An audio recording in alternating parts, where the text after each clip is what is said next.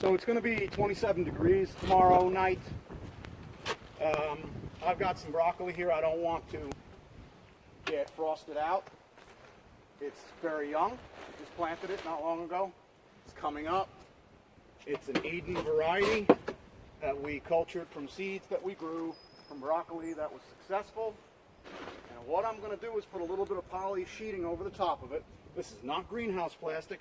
It's just, honestly, it's just cheap plastic. There's nothing special about it. Other than the fact that it's going to keep the frost off of my tender seedlings.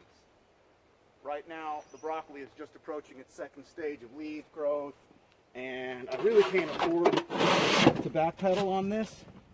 But because this is something I've done in the past, and I'm absolutely certain it works, I'm not really that concerned. It's going to be 2 nights that are going to be cold like this, so I want to make sure that everything is going to be okay for the better part of 3 days. Not a big deal. Doesn't matter what kind of storm we get. Doesn't matter if it's wind, rain, or snow. These seedlings will be fine, as they have been in the past. And I'm really grateful that this system works this way.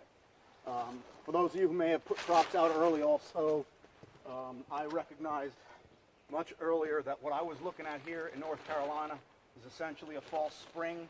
It happens all the time. We kind of get it all the time, so I do expect it. Anyway, it's weighted down. It's not going to be here forever. It's more than sufficient. I'll just pitch the last little bit. And I'm going to move on to protecting my sweet potato crops. That's much easier. All I've got to do is just put a little bit of chips on top of them and they're fine. Okay? Thanks for watching.